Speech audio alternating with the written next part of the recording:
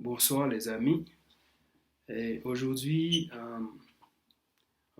je me présente. Je suis Rivelino Jean, et, professeur de français et de philosophie.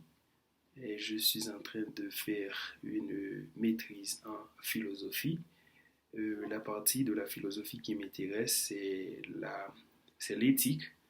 Et j'ai fait mon travail à licence en philosophie sur Emmanuel Kant, que vous connaissez comme le père de ce que nous appelons l'impératif catégorique. Alors, aujourd'hui, nous allons avoir une petite introduction avec la philosophie d'Emmanuel Kant.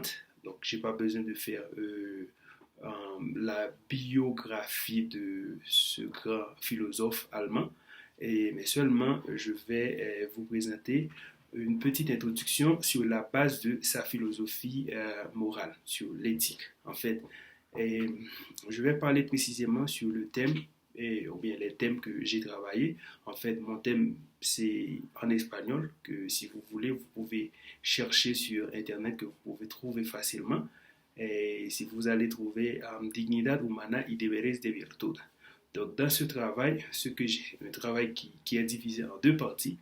Et la première partie, j'ai travaillé précisément les concepts fondamentaux qu'utilise Kant dans un ouvrage bien précis qui est le fondement de la métaphysique des mœurs. Dans le fondement de la métaphysique des mœurs, au début, ce que fait le philosophe allemand, c'est une introduction aux différentes parties de la philosophie, et cela ne nous intéresse pas.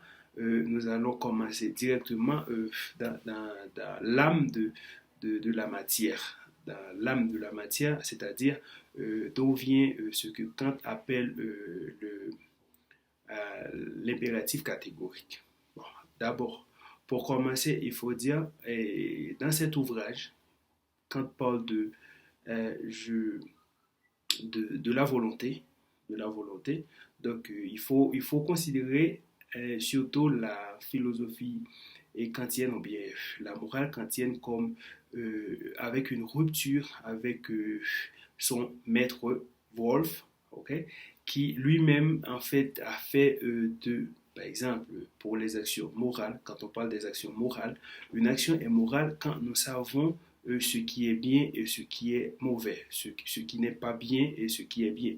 Alors, c'est ça la différence. Donc, cela se base surtout sur ce que nous appelons l'épistémologie, un peu sur la connaissance. Et qu'est-ce que nous connaissons dans le monde?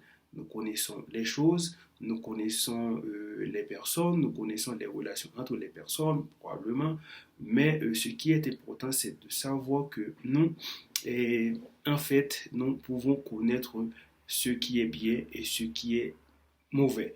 Alors, donc pour les prédécesseurs d'Emmanuel Kant, pour être une personne morale, ou bien pour qu'une action soit morale, il faut que vous agissiez en conformité avec cette connaissance du bien et du mal. C'est-à-dire, vous connaissez ce qui est bien, donc vous le faites. Vous connaissez ce qui est mauvais et vous le faites. C'est-à-dire, dans le cas de la personne qui fait ce qu'il trouve et ce qu'elle trouve qui est bien, donc c'est une action morale. Et la personne qui, au contraire, qui connaît ce qui est mauvais et le fait, en fait, c'est une mauvaise personne. C'est une personne qui agit immoralement, ok? Immoralement, pour le dire de cette façon.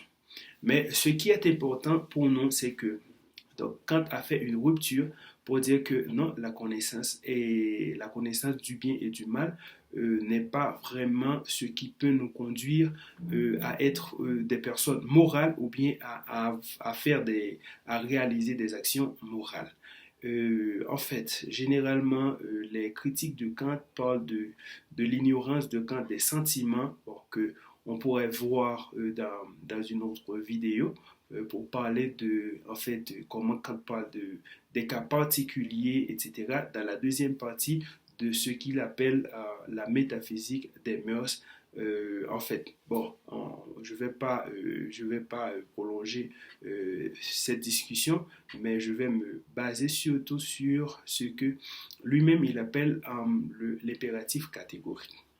Alors, d'abord, il faut dire que, bon, comme on l'a déjà souligné, les actions morales ne sont pas des actions qui se situent au niveau de la connaissance du bien et du mal. Pour Kant, pour Kant, une action morale est reconnue comme telle si et seulement si la personne veut et a le désir ou bien la volonté de faire une bonne action. Et donc pour un peu faire la différence avec Aristote, pour Aristote, un homme vertueux, c'est un homme qui a l'habitude d'agir de telle ou telle façon. Comme je dirais, pour prendre un exemple, un bon footballeur, c'est celui qui s'entraîne tous les jours. Tous les jours. Donc, c'est en s'entraînant tous les jours qu'on devient un grand footballeur. Pas nécessairement, on le deviendra. Mais en fait, d'après Aristote, donc la vertu s'exerce par habitude. Tandis que pour Kant, il n'y a aucune valeur morale dans une habitude. Il n'y a aucune action morale. Si vous apprenez à agir bien aux personnes, aux étrangers ou bien à vos familles, par habitude,